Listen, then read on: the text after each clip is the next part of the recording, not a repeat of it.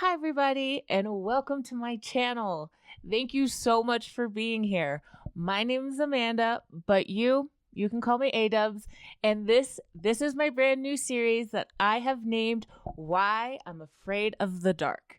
With this series, I'm going to take a look back at old children's horror TV shows, movies, Halloween specials, miniseries, anything and everything that I used to watch back in the day that now has me scared of things that go bump in the night. I'm talking about shows like Are You Afraid of the Dark? Goosebumps, So Weird, the Are You Afraid of the Dark TV movie that got banned, Crybaby Lane, anything and everything, like I said. So if that sounds like a good time, then you are in the right place. All right? Well, let's jump into it. What series are we talking about today? Well, today we're going to be talking about Are You Afraid of the Dark? Ooh, I love this show so much, and I loved it so much growing up. I think watching this particular episode, I think I was around like 6 or 7. I was actually at a friend's sleepover, and they had this episode on VHS. If you're unfamiliar with Are You Afraid of the Dark, it is actually a TV series that was created by two men, one named DJ McHale and the other man named Ned Candle. And it is categorized as a children's horror anthology series. So with an anthology series, it means that there are different characters in each episode. So with Are You Afraid of the Dark, there is the main characters of the Midnight Society. And each week, the Midnight Society tells each other like different ghost stories. They have a campfire out in the middle of the woods in the middle of the night, which is scary enough already. Like how I already would not be doing that as a child, let alone going out into the woods and telling scary stories. But that is what our main characters definitely did. And I think the reason this has such a special place in my heart is because it is just straight up creepy. The episodes are creepy. A lot of them still, even as you talk about them, are like creepy concepts. And I loved it. I loved it as a child, and I still very much love it today. I know y'all don't know me very well, and I'm hoping as you get to know me as these videos in this series continues, that you will find out pretty quickly I'm a huge horror fan. I love scary movies. I stick to more slashers, paranormal, psychological, kind of in that genre. But honestly, I love anything and everything. So you will definitely learn that more and more as we talk about this series, because the name is very much true. I am scared of everything, and my dad is always so confused on why I love to watch scary things. And I do things like I go to Halloween Horror Nights every year. For the last couple of years, it's a new tradition that we're doing. Like, I love to be scared, but I'm also very, very easily scared. So this is right up my alley. And this particular episode that we are going to talk about sticks with me. I'm still very scared of this episode. I still often think about like particular scenes in this episode, and I'm sure once I tell you the name of it, it was probably in the title. You know exactly what I'm talking about, because I think this particular episode stuck around for a lot of people. So, Are You Afraid of the Dark actually ran 3 separate times.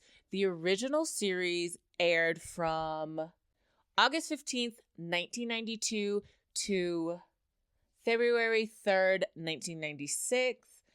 And then it was revived twice, once in 1999 to 2000, so that only ran for a year. And then again, it was revived in 2019 all the way until 2022. So people clearly still have a love for this. Have a group of kids telling each other scary stories, because that's what you do when you're kids. You just tell scary stories and get creeped out and all that good stuff. So that's enough of the background of Are You Afraid of the Dark? I think it's time to jump into this episode finally. And like I said, this holds a very special place in my heart. And we are going to now check in with the Midnight Society and talk about the tale of the shiny red bicycle.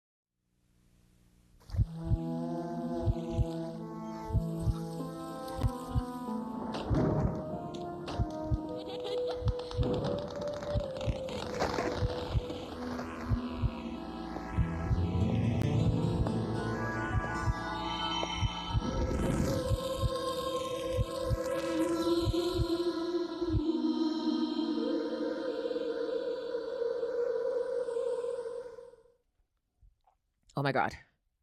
This, I feel like, is the epitome of this show. I'm just going to take a quick moment to like geek out about the intro to Are You Afraid of the Dark? I think it's so good. I love it.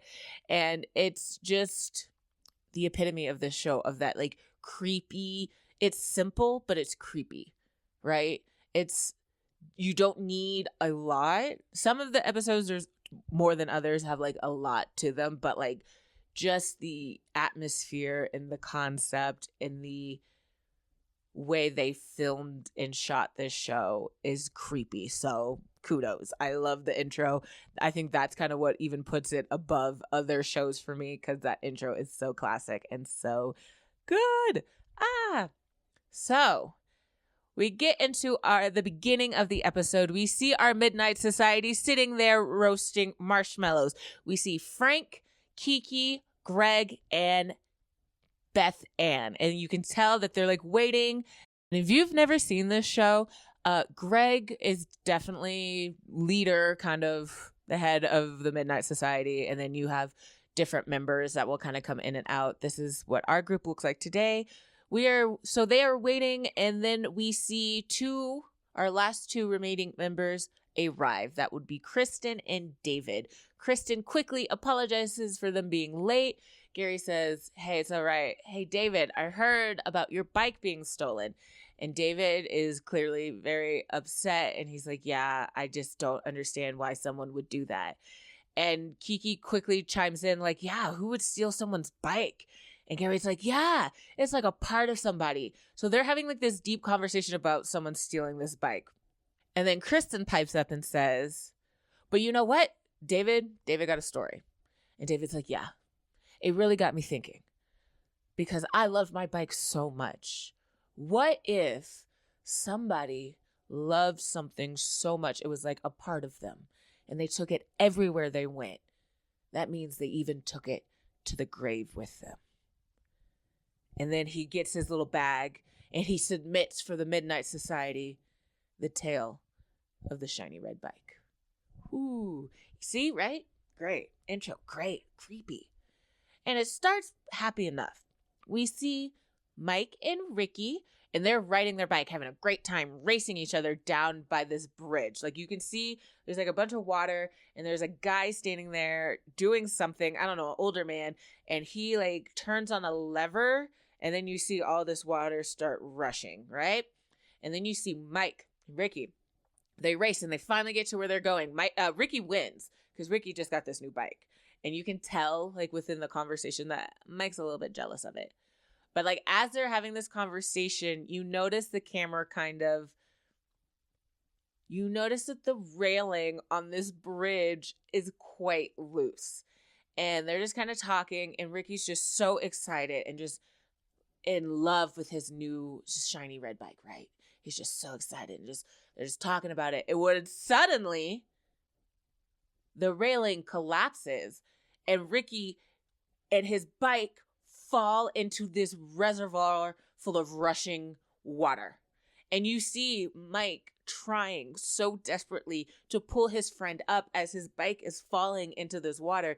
And you hear him screaming like, "Ricky, hold on." It's so depressing. Y'all, we are 3 minutes into the episode. 3. And it's like, David, what's up, bro? Like, what's going on? But we'll talk about David a little later. But yeah, so in the first 3 minutes, we know that Ricky has died. And Mike, he couldn't save him. He couldn't save him. And Mike pops up. It's a couple years later. Mike is older. You can tell he's older. He wakes up in wow, oh my God. Yeah, right? And his little brother, who shares his room, happens to be up, out and about, walking around. And he's like, "Mike, you all right, bro? You good?" And Mike's like, "Yeah, I'm fine. Sorry, I had a bad dream." And he's like, "Are you dreaming about Ricky again? Like you were saying his name. Are you dreaming about him?" And he's like, "Don't worry about it. I'm fine. Just go to bed. Everything's fine." And they go back to bed. Y'all, when I say I just want to say, like, I know y'all don't know a lot about me. I'm not a parent, so I'm not going to sit here and talk about like real parents parenting. But this next sequence, oh my gosh. So the next morning at breakfast, they're all sitting around having breakfast, and the dad notices that Mike is sleepy. Like, he's like, bro, like, Mike, you're about to fall asleep in your Wheaties. What's going on? Did you not get enough sleep? And that's when the little brother chimes in, telling the parents that Mike was having nightmares about Ricky. I'm going to just play this clip because this reaction is not, I don't think, I'm going to play the whole clip. Oh, Mike. You guys say that like I can do something about it. Well, for one thing, you could stop blaming yourself for Ricky's death. Dad, I was there. I had a chance to save him, and I couldn't. Honey, you know how much your father and I loved Ricky. He was almost one of the family. You have to stop knocking yourself around over his death. Stop blaming yourself and the nightmares will go away. Yeah. Keep out of this. I just don't know. Who tells their child just to get over it? Like, if you just got over it, you wouldn't have the nightmares anymore. I know it's the 90s.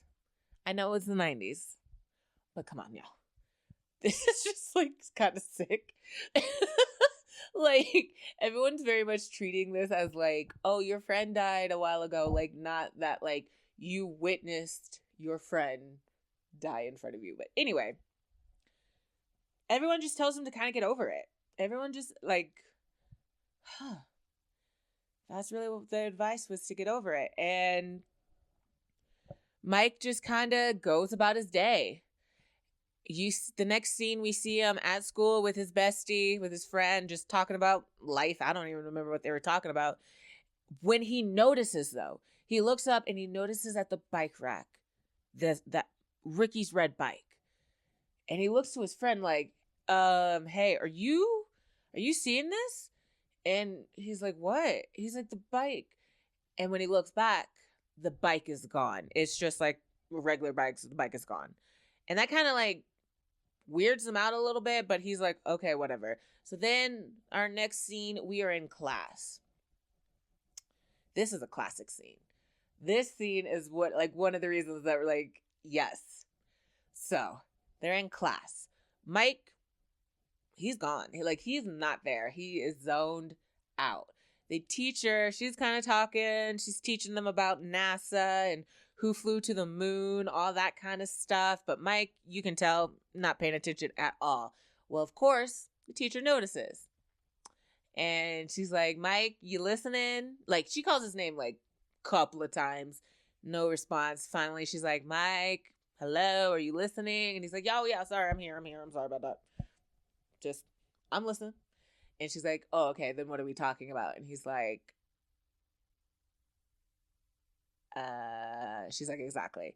She kind of goes and has this like funny little conversation with him, like, hey, I know you could be having a bad day, but my in-laws were here at my house last night. Like, please cut me a break. I'm having a really hard time, okay? And he's like, yeah, sorry about that. I'm here. When all of a sudden, he looks into the doorway of the classroom. And he sees Ricky standing there. Kind of like, I feel like calling to him, or like standing there. And of course, he goes absolutely mad. He's like, like, Ricky? And like freaks out and starts like falling over desk and like crumbles up into a corner where every single person in the classroom gathers. Oh my God, I'm going to show you. Kennedy was going to keep his brother's policies in check, if you recall, President. However, this is in 1960.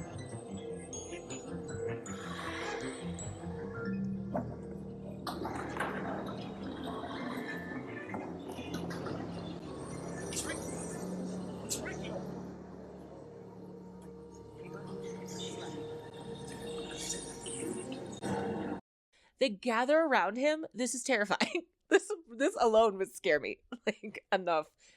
Let alone seeing the ghost. Like, you all doing this to me would scare me. So the whole class is just gathered around him like, what's going on? Are you okay? What's up? And then the teacher's like, Mike. And then the scene goes black. Y'all. Whoa. And then this is the next classic this is the scene. This scene is really like the night I first watched this is what scared the absolute hell out of me. Like scared me so much. I'm going to tell you like a little story about it at the very end. But this scene. Okay. So then Mike is of course now in the nurse's office and the nurse is like, Mike, what's going on? Are you okay? Like, is everything all right? And he's like, I just don't know. And she's like, they said you were calling out the name of Ricky. Did you and Ricky get in a fight? And he's like, Ricky used to be my friend. Like, Ricky was my friend.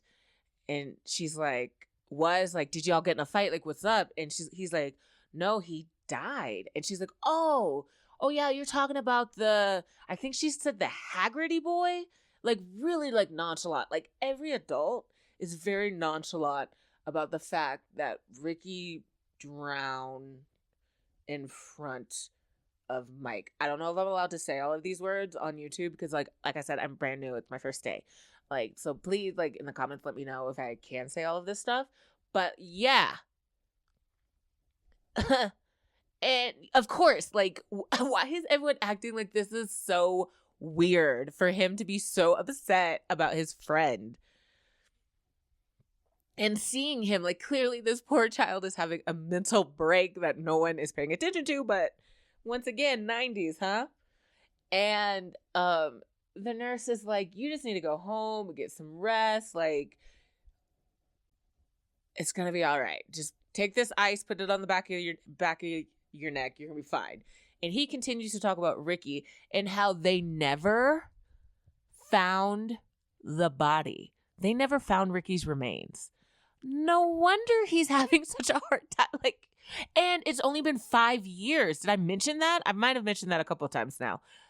5 years. It's been 5 years and everyone is acting like it's so bizarre that this child is having a really hard time with it. Right? So she's like kind of like brushing it off, like I keep saying.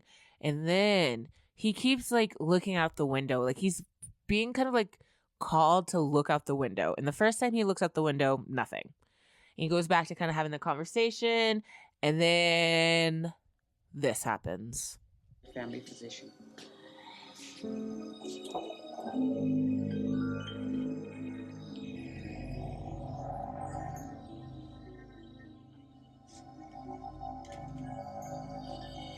Like,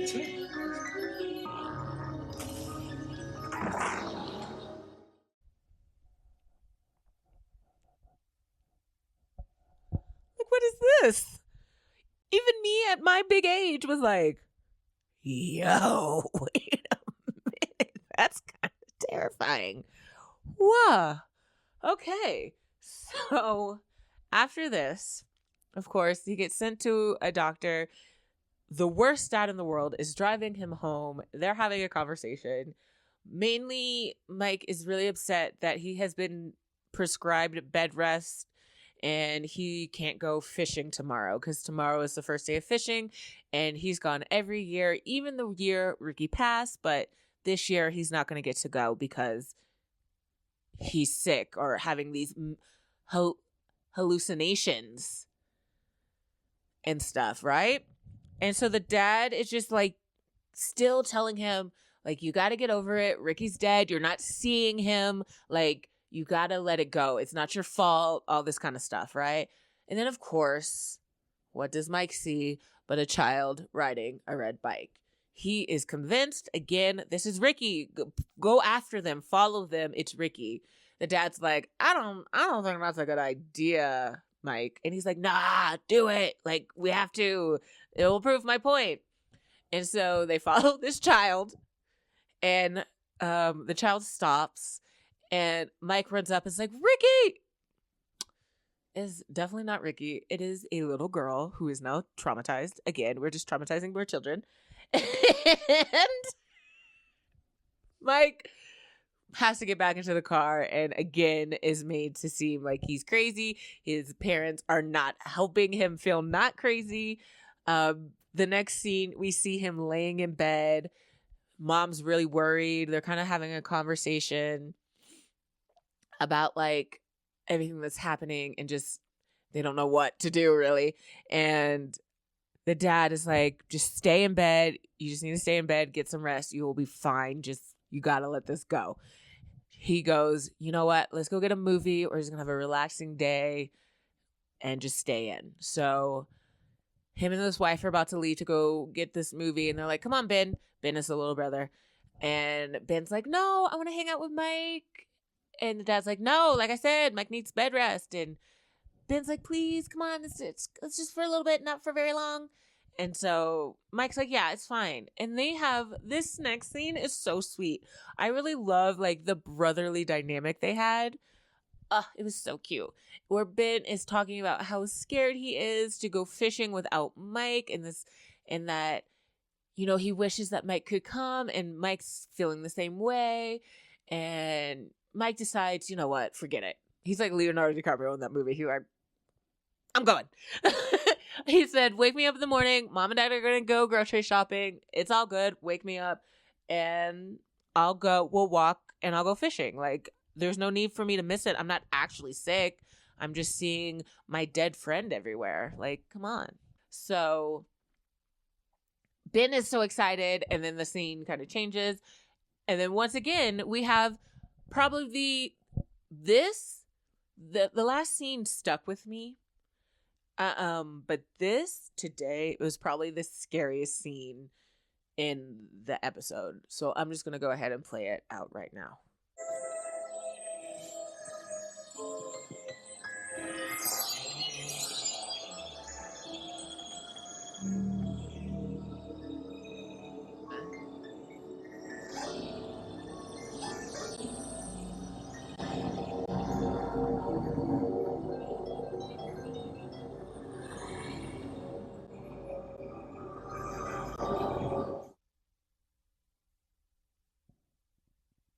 Like, what?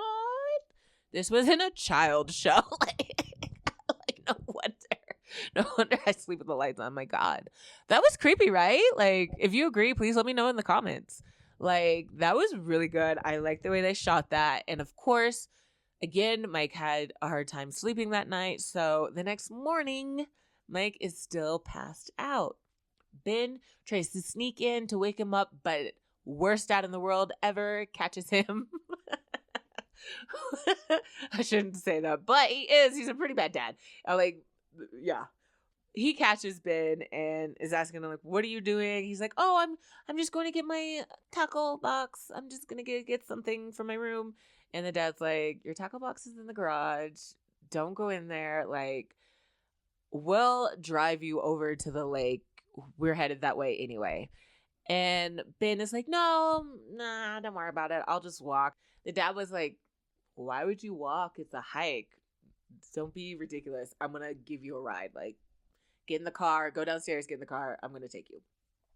So Ben, of course, disappointed because he was about to go sneak in and wake up Mike so they could walk together. Now has to turn around in defeat. Dad goes to check on Mike. Mike is knocked out. He is asleep.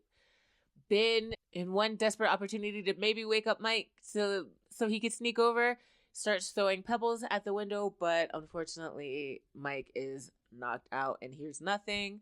Ben's parents, they're like, come on, get in the car, and they drive off to the lake. You can tell like some time has passed, and now you're hearing something like whispering Mike's name, trying to get his attention, and then you start seeing things in Mike's room starting to shake, and his like dresser is shaking, and something just is trying to get his attention. Finally, Mike wakes up. He has again like the urge. He just kind of goes and looks out the window, and at first he doesn't really see anything, but he kind of like looks around for a second, and then Ricky kind of appears. And Mike is like, it's on. Like, if you want me, man, if you want to talk, we're going to talk. Mike starts to get dressed. Just like quickly starts to get dressed. And then we cut over to Ben, who has made it to the lake with his friends. Oh my gosh, the way everybody handles this topic. So it's him and his two friends. We'll talk about that soon. Him and his friends get there, and the place where Ricky had fallen has now been fenced off, and one of the boys goes, "Hey, isn't that where your brother's friend fell and like died?" And Ben is like, "I don't want to talk about Ricky." Like, he's so like, ugh, I don't want to talk about Ricky. And they just kind of go off from there. And then we cut back to Mike and what Mike is doing. Mike is running outside of his home, screaming Ricky's name at the top of his lungs. Ricky! Ricky! Ricky! Like, I'm surprised he didn't get the cops called on him. And so he's screaming for like Ricky to show up. Ricky shows up and he's like, "What do you want? Like, I'm here. You're clearly after me. What do you want?" Very like very much like Scary Movie. Like, "What do you want from me?" Kind of reaction he's having.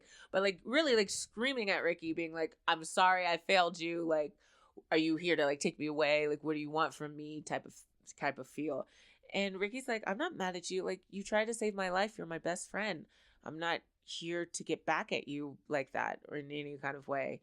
And then Mike is like, "Then what are you here for?" And he's like, "I'm here to warn you." And he's like, "Warn me about what? Like, you're already, like, you're gone. Like, what do you mean warn me?" And he's like, "Yeah, I'm here to warn you about Ben. I've been trying to tell you for 2 days. I was trying to tell you yesterday at school, but you started freaking out and screaming."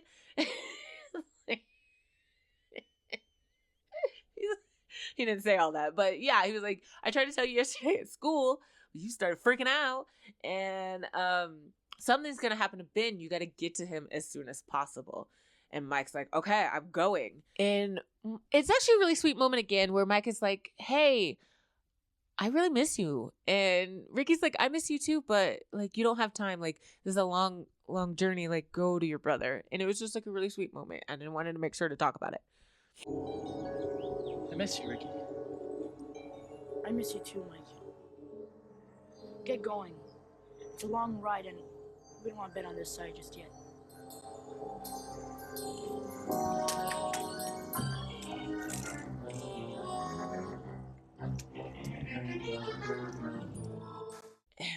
Y'all, I'm not going to make fun of this child because he was doing his job. He was working. But how I will never let anybody film me running a bike after watching him trying to like take off on this bike. Like, good for him, but no. Ugh. So Ricky gives him, I did not explain that well. Ricky gives him this red bike and he tries to take off on it, but he's like, he's going. And we flash back to Ben with his so-called friends.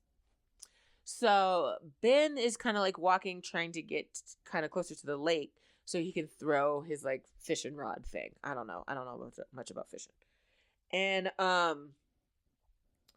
his friend gets mad because Ben trips over his soda can, pretty much spilling it. And he's like, "Hey, bro, like what? Like, watch where you, like, what did you do that for?" That's what he said. "What did you do that for?" And Ben's like, "Oh, I'm sorry. It was an accident." And he's like, "Oh, accident, huh?" And he takes Ben's apple and like chucks it as far as he can into this other part of the like lake where it like lands. And he's like, "Why did you do that?" And he's like, "It was an accident." So it's like, bro, that is not your friend. Like, don't ever hang out with these people. They are clearly, I don't know what's wrong with him. So Ben has to have this apple for some reason, like has to have it, right? Goes to get it. And of course, what happens? His foot gets stuck under some rocks. I don't know why he couldn't take the rocks off of his foot, but his foot gets stuck and he can't get out. And he's screaming and he's crying out for help. No, he does. I think Mike is like arriving when we see the same man opening that valve, and now all that water is starting to rush towards Ben, who had been like screaming out and crying out for like help while like Mike was like trying to get there. He was like crying for help, but no one could hear him over all this rushing water. So they finally like open this valve, this water starts rushing. Mike gets there. He's having like some PTSD because clearly he'd never got therapy for any of what happened. He sees where Ricky had fallen and is having like a flashback and like having a moment. And the only thing that kind of like pulls him out of this moment is hearing Ben calling for help. So he rushes over to Ben just in time and is able to finally like move these rocks and pull Ben out and save Ben right when the water kind of like whooshed. The water arrived. I don't know. And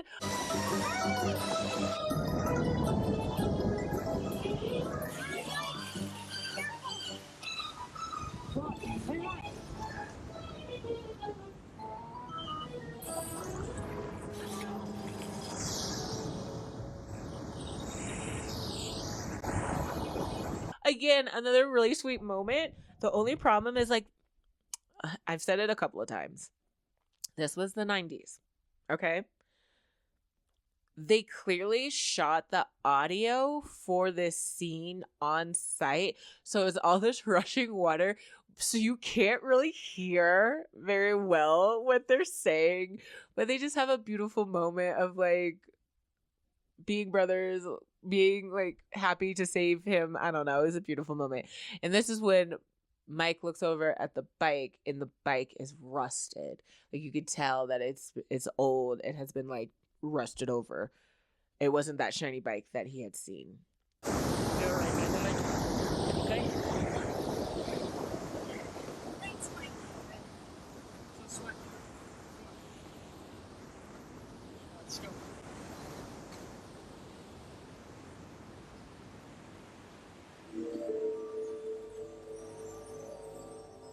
And that is pretty much the end of the story. We go back to David kind of telling kind of the last parts where you find out that they did find Ricky's remains the next day. And that if you ask Mike, like the reason he stayed there is because he needed to warn him. So they kind of are like, wow, that's such a great story. Me, I would have been like, are you all right, David? Like, damn. Like, I get, like, your bike was stolen and, like, that means a lot to you.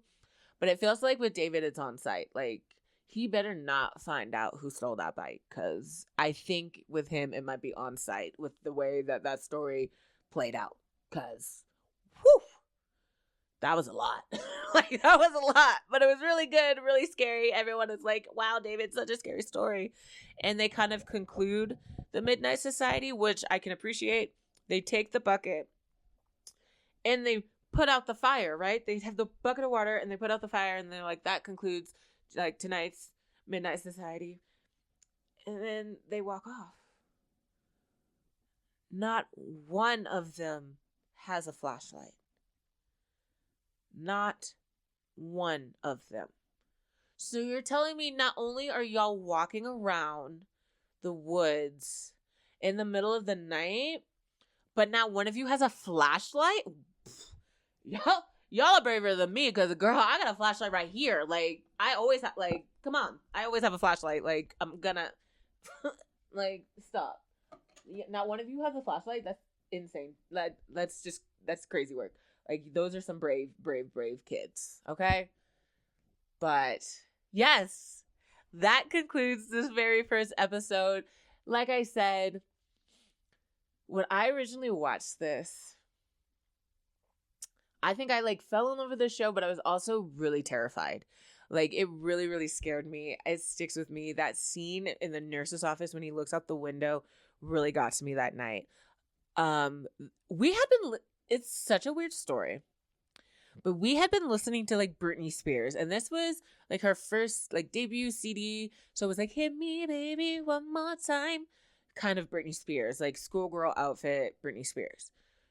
For some reason, after watching this episode of Are You Afraid of the Dark, I was convinced that we were being haunted by Britney. So I was too scared to look out the windows because I swore it was going to be her standing out there like floating. Because my friend at the time had a 2-story house. So I was like, I'm going to look outside and Britney Spears is going to be floating out my window. And I'm going to be so scared. And I think in that moment, like, yeah, that is terrifying. But like also, how cool would it have been if I got to meet Britney Spears? Like, it would have been a ghost. But anyway, that's Now it would have been cool. At the time, I was terrified of it. So, yeah. But I think that's going to be pretty much it for this episode. I think it still stands up to this day. Like I said, there were still some scenes up in there that really, really scared me. The story's kind of dark. And like I said, for a long time, I thought this was the first episode. No, this was just the first episode I had ever seen. This was actually like in season 2, I think episode 10. So, you know, take of that. Take, I don't know what the saying is now. Whatever. If you enjoyed this, please consider subscribing to this channel. Like I said, this is my very first episode. Thank you again for watching it. I'm really, really hoping just to build a community of people who like scary stuff. I want to really expand this series and talk about so much more. And if that sounds like a good time to you, I would love to hear from you in the comments. Please tell me more down below. What do you think? Do you think it's still scary? Did you watch Are You Afraid of the Dark as a young person? I don't know. Let me know down below. And please turn on notifications. I don't know all the spiel yet. I hope to come up with a good one. But like, really, I just can't thank you enough for clicking and watching this video. I know there's like thousands of things you could be watching, and the fact that you took time to watch this really means a lot to me. I hope you stick around. And until next time, I've been A-Dubs. Bye!